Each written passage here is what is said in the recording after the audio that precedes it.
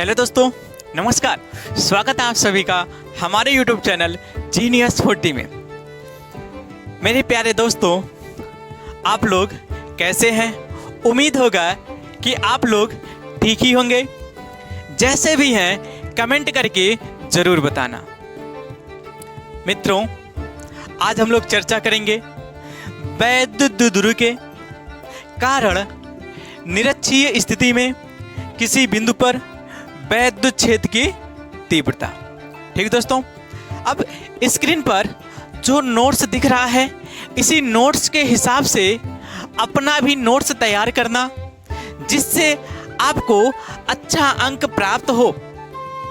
यहाँ पर जो नोट्स है, इसी नोट्स के हिसाब से हम व्हाइट बोर्ड पर समझाएंगे। आपको जैसा भी लगेगा कमेंट करके जरूर बताना। ठीक दोस्तों,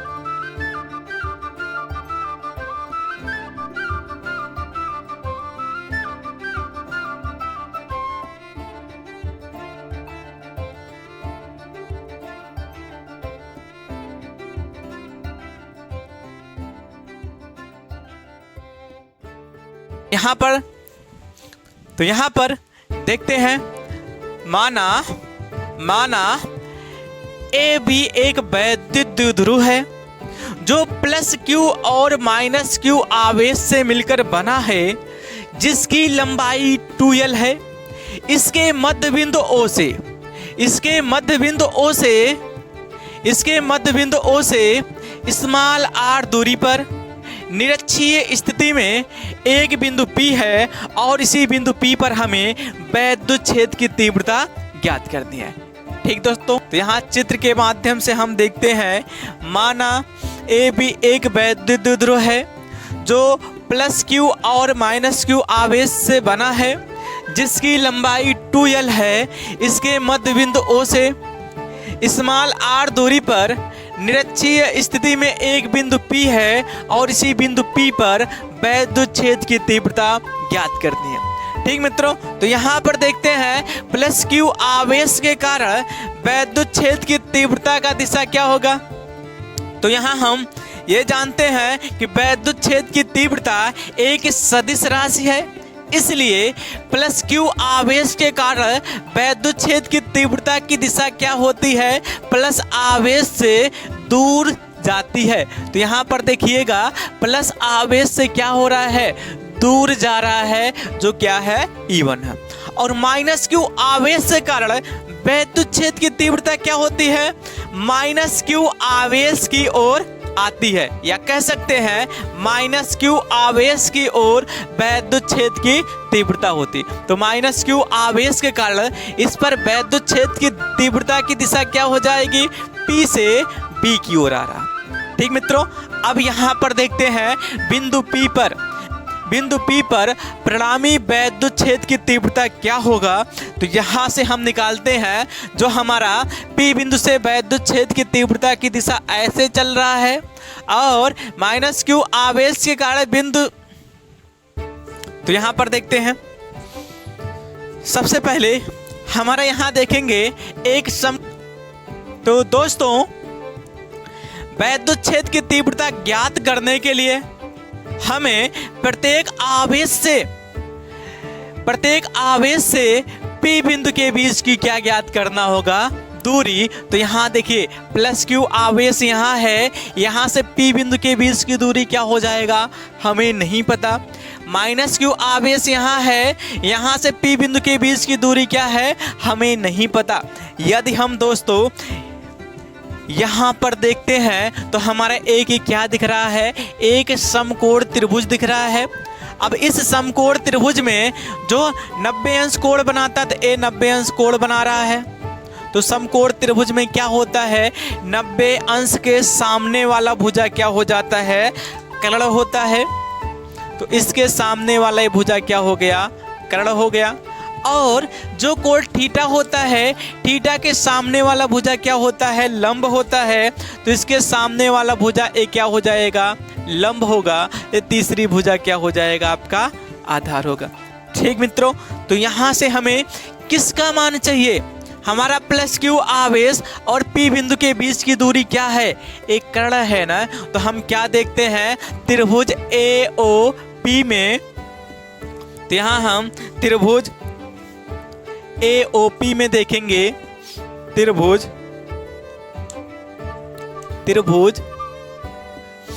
AOP में ऐसे लिख देते हैं, समकोण त्रिभुज, समकोण त्रिभुज AOP में। हाँ, तो दोस्तों यहां देखते हैं समकोण त्रिभुज, समकोण त्रिभुज AOP में।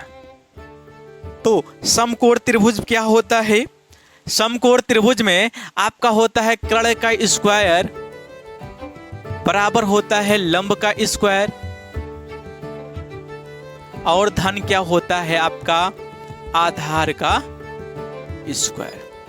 ठीक मित्रों, तो यहां पर देखेंगे हमारा जब त्रिभुज AOP लिए हैं तो AOP में समकोण कौन सा है, ए समकोण है, और समकोण के सामने वाला भुजा क्या हो गया, कर्ण हो गया है। जो कर्ण का मान क्या है, AP है। तो आपका AP बराबर क्या हो जाएगा, AP का स्क्वायर, AP का स्क्वायर बराबर क्या हो गया, लंब का स्क्वायर। लंब कितना है, OP है, और OP का मान कितना दिया है, स्मॉल r।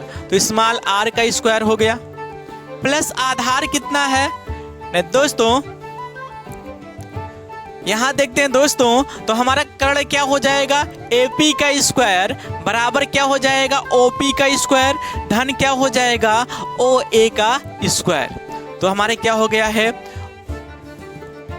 OP का स्क्वायर धन हो गया है OA का स्क्वायर।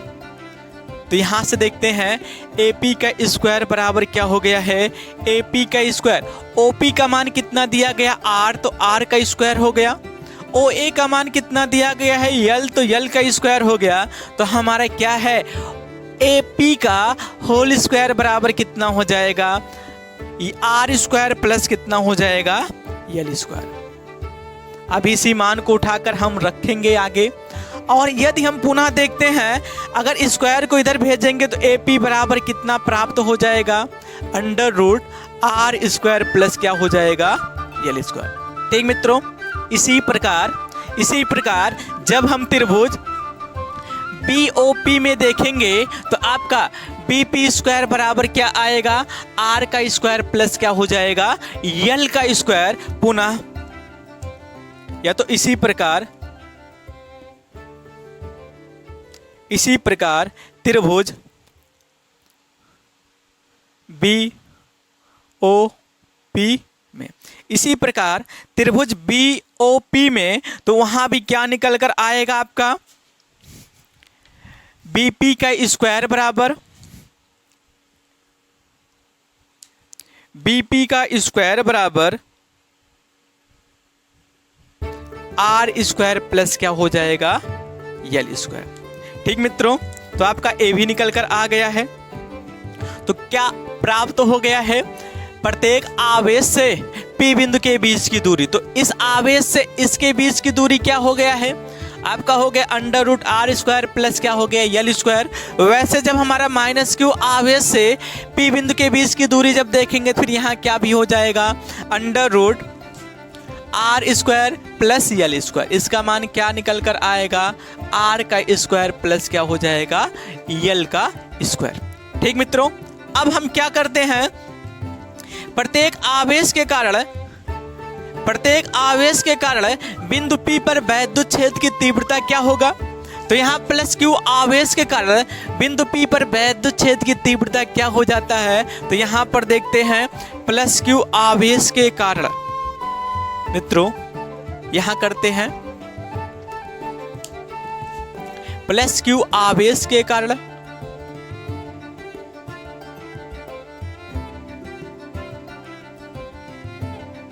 बिंदु P पर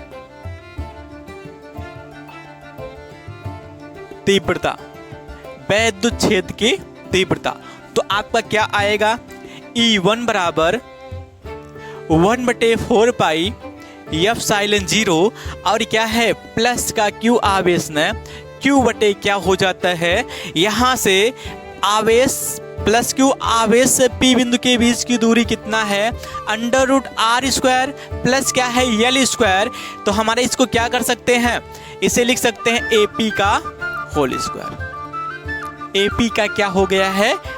होल स्क्वायर हो गया है। तो यहां से E1 बराबर क्या हो जाएगा?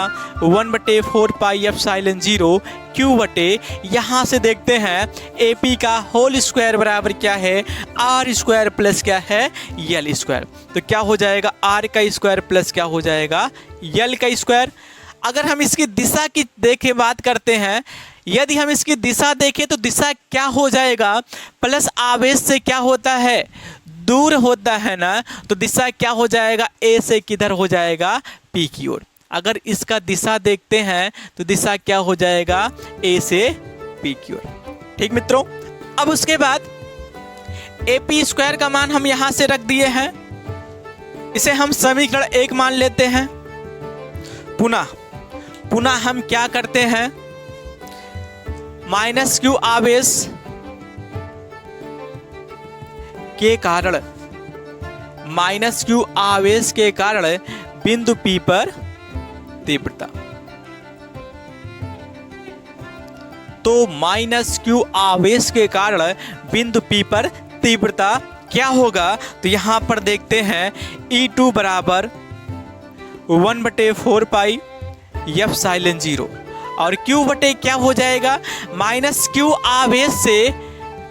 आवेश से P बिंदु के बीच की दूरी क्या है? BP और क्या हो जाएगा? BP का स्क्वायर। इसका दिशा क्या हो जाएगा? यदि हम दिशा का चर्चा करते हैं तो माइनस क्यू आवेश की ओर वैद्युत क्षेत्र की तीव्रता होता है ना, तो दिशा क्या हो रहा है? P से किधर आ रहा है? B की ओर। तो दिशा क्या हो जाएगा? P से B की ओर। ठीक मित्रों, अब हम क्या करेंगे?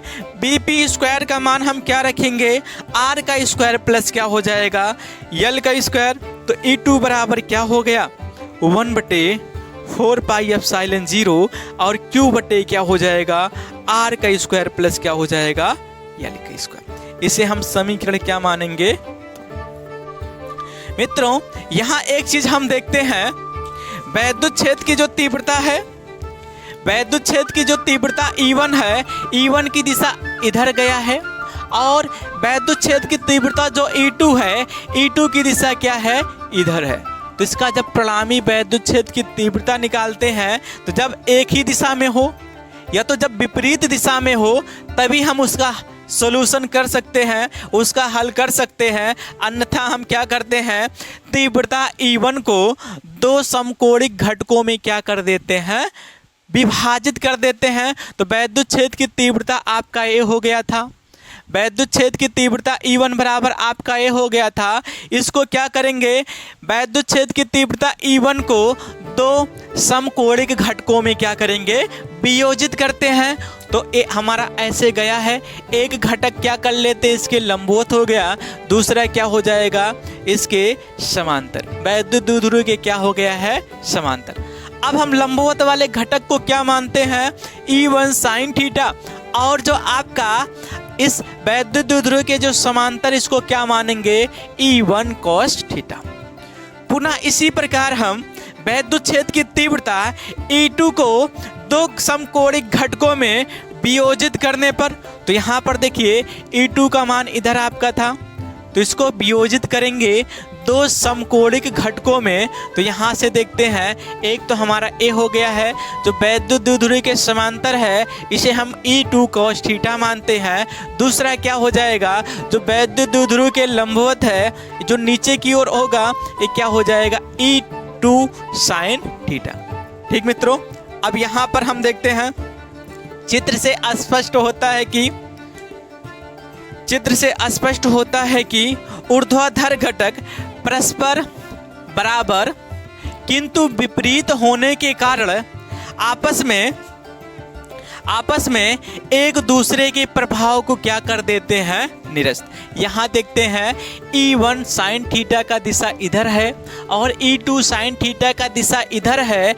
दोनों E1 बराबर अभी आपका यहाँ से निकल कर क्या आया है, E1 का मान E2 के मान के क्या है, बराबर। यहाँ ऐसे दिखा सकते हैं E1 बराबर क्या है, E2। तो यहाँ पर देखिए, जो आपका ऊर्ध्वाधर घटक है E1 sin थीटा और E2 sin थीटा, ये परिमाण में क्या है, E1 E2 के बराबर है, जिससे इसका मान परिमाण में जब समान है और विपरीत होने के कारण एक दूसरे को क्या कर देंगे, निरस्त।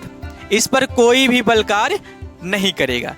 ठीक मित्रों, लेकिन हमारा जो क्षैतिज घटक है, तो क्षैतिज घटक आपस में क्या करेंगे, जबकि क्षैतिज घटक एक ही दिशा में, देखिए E1 cos थीटा की दिशा इधर हो गया और E2 cos थीटा का भी दिशा इधर हो गया है। जब दोनों का दिशा एक ही है तो दोनों वैद्युत छेद की तीव्रताएं क्या हो जाएंगी, जुड़ेंगी। तो E1 cos थीटा धन E2 क्या हो जाएगा, cos थीटा। तो परिणामी वैद्युत छेद की तीव्रता क्या हो जाएगा, इसके बराबर E हो जाएगा। ठीक मित्रों, अब आगे देखते हैं। तो समीकरण 1 हो गया, समीकरण क्या हो गया है 2, जिसमें आपका ऊर्ध्वाधर घटक आपस में क्या हो जाते हैं, निरस्त हो जाते हैं। और जो हमारे क्षैतिज घटक होते हैं, ये दोनों घटक क्या हो जाते हैं, आपस में जुड़ते हैं। तो यहाँ देखते हैं परिणामी वैद्युत छेद की तीव्रता,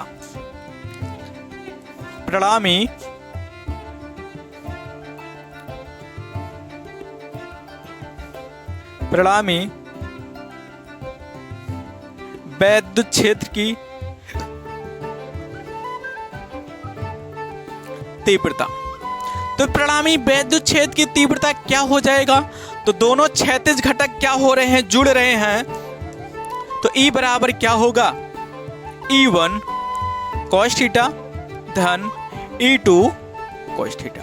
ठीक मित्रों, लेकिन यहां पर देखते हैं E1 और E2 का मान क्या है, दोनों मान आपस में समान है। हम कह सकते हैं समीकरण 1 और समीकरण 2 दोनों क्या आपस में है, समान है। जो यहीं पर हम दिखा देते हैं E1 बराबर क्या है, E2।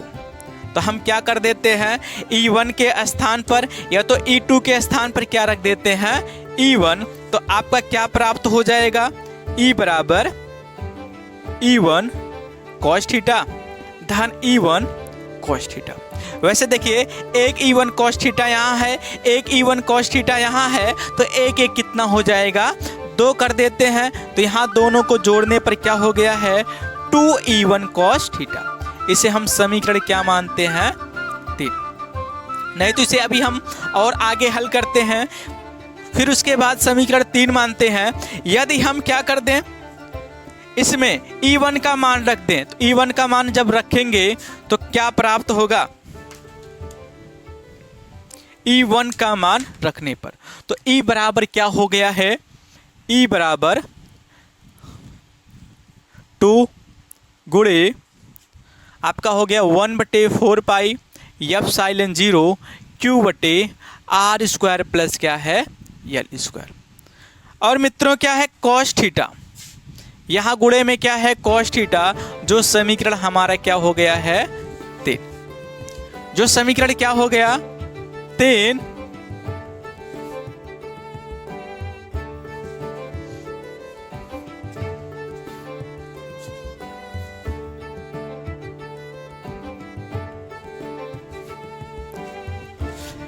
मित्रों, जो समीकरण 3 हो गया है, अब क्या करते हैं, cos थीटा जो मान आया है इसमें हम मान रखेंगे।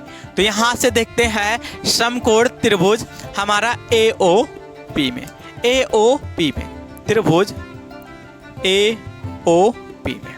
जब त्रिभुज ए ओ पी में देखते हैं तो आपका यहां से निकालेंगे क्या, कॉस थीटा बराबर, कॉस थीटा बराबर क्या होता है, आधार बटे क्या होता है, कर्ण, जो आधार का मान क्या है यल हो गया, और कर्ण का मान कितना है अंडर रूट आर स्क्वायर धन क्या हो गया है यल स्क्वायर। कॉस थीटा का मान क्या करेंगे समीकरण 3 में रखने पर, तो मित्रों होगा दोस्तों, इतना तो आप लोगों को समझ में आ गया होगा। अगर नहीं आया होगा तो वीडियो को दोबारा देखना। दोस्तों इतना तो आपका हो गया है, अभी आगे और है, इसे मिटाते हैं और यहां पर हम समझाते हैं। ठीक मित्रों,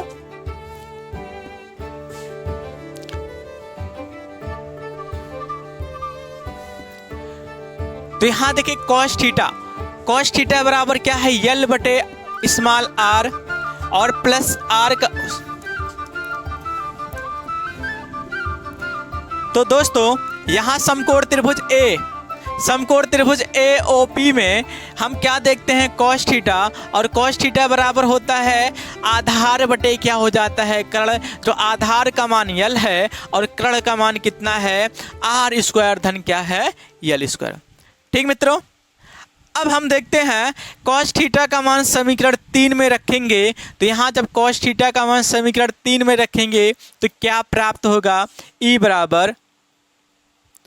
बराबर हो जाएगा 2 गुणे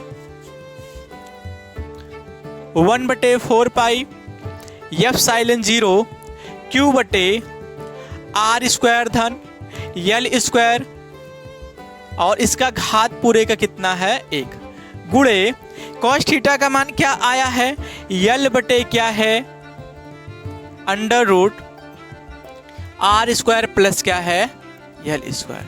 देखिए दोस्तों, अगर हम इसको घात के रूप में लिखना चाहेंगे, अगर यदि इस रूट को हम यदि हम इस रूट को हटाना चाहेंगे तो हम हटा सकते हैं। इस रूट को हटाने के लिए क्या करेंगे, यहाँ 2 रूट है ना, जब हम रूट को हटाते हैं तो यहाँ जितना मान छिपा होता है उसका घात कितना कर देते हैं 1 बटे के रूप में लिख देते हैं। तो इसे हम क्या लिख सकते हैं 1/2। ठीक मित्रों, अब हमारा यहाँ गुणा ये दोनों का आपस में गुणा होगा। जब आधार समान होते हैं तो इनके घात क्या हो जाते हैं, जुड़ जाते हैं। तो यहाँ देखिए आर स्क्वायर धन यल स्क्वायर, आर स्क्वायर धन यल स्क्वायर है और इसका घात 1 है, इसका घात 1/2। तो यहाँ से क्या आएगा, ई बराबर 2 हो गया 1/4 पाई एफ साइलन 0 और क्यू हो गया, क्यू के साथ क्या है यल हो गया और बटे में हो जाएगा आर स्क्वायर धन यल स्क्वायर, पूरे का क्या हो गया 1 धन 1 बटे क्या हो गया है। तो ठीक मित्रों, जब आधार समान होते हैं तो इनके घात क्या हो जाते हैं, जुड़ते हैं। यहां से ई बराबर क्या हो गया 2 गुणे 2 गुणे 4 पाई एप्सिलॉन 0, यहां से क्यू, यहाँ देखिए दोस्तों जो यहाँ पर 2 है, 2 को इसके साथ यदि हम लिखना चाहेंगे तो 1/4 पाई एप्सिलॉन 0 हो गया। यहाँ से क्या हो गया क्यू गुणे कितना हो गया 2l और बटे में क्या हो जाएगा आर स्क्वायर धन यल स्क्वायर और पूरे का घाते कितना हो जाएगा 2 1 2 1 3 बटे कितना हो जाएगा 2। ठीक मित्रों, इतना हो गया है। अब यहाँ पर देखते हैं जो यल का मान है आर की तुलना में क्या है बहुत कम है, इसलिए यल स्क्वायर को हम क्या मानते हैं नगण्य। तो यल स्क्वायर को जब हम नगण्य मानेंगे तो ई बराबर हो जाएगा 1/4 पाई एप्सिलॉन 0। इसका मान क्या होता है क्यू गुणे 2l बराबर आपका हो जाता है p। तो इसका मान क्या रखेंगे p बटे में क्या हो जाएगा यल स्क्वायर को हम नगण्य मानेंगे तो आर का क्या हो जाएगा स्क्वायर और इस पूरे का घात कितना हो जाएगा 3/2। जब घात के ऊपर घात होता है तो इनके घातों को आपस में क्या कर देते हैं गुणा कर देते हैं। ई बराबर 1/4 पाई एप्सिलॉन 0 p बटे क्या हो जाएगा आर स्क्वायर गुणे 3 बटे कितना हो जाएगा 2। 2 से 2 कैंसिल हो जाएगा, जो हमारा क्या चीज़ प्राप्त हो गया है, ई बराबर 1/4 पाई एफ साइलेंट 0 और पी बटे क्या हो गया है, आर के घाते 3। यदि इसका मात्रक देखते तो मात्रक क्या हो जाता है वैद्युत क्षेत्र की तीव्रता का, न्यूटन बटे क्या होता है, कूलम। ठीक मित्रों, मात्रक क्या हो जाएगा, न्यूटन बटे कूलम। तो आपका ये प्राप्त हो गया है। और यदि माध्यम का प्रावैद्युतांक के लेते हैं तो उसके लिए आपका क्या हो जाता है, यहां पर एफ साइलेंट 0 के स्थान पर क्या हो जाता है, के। ठीक मित्रों, यही था वैद्युत द्विध्रुव के कारण निरक्षीय स्थिति में किसी बिंदु पर वैद्युत क्षेत्र की तीव्रता का व्यंजक हो गया है। अब आपको वीडियो जैसा भी लगा हो कमेंट करके जरूर बताना, लाइक करना, सब्सक्राइब करना, बेल आइकन को क्लिक करना और शेयर करना मत भूलिएगा। अब मिलते हैं। और मित्रों, आपको इस चैप्टर के बाद जो भी चैप्टर पढ़ना होगा उसके लिए आप कमेंट करना और हम वह चैप्टर पहले ही पढ़ाएंगे। और मित्रों, नेक्स्ट वीडियो में मिलते हैं, तब तक के लिए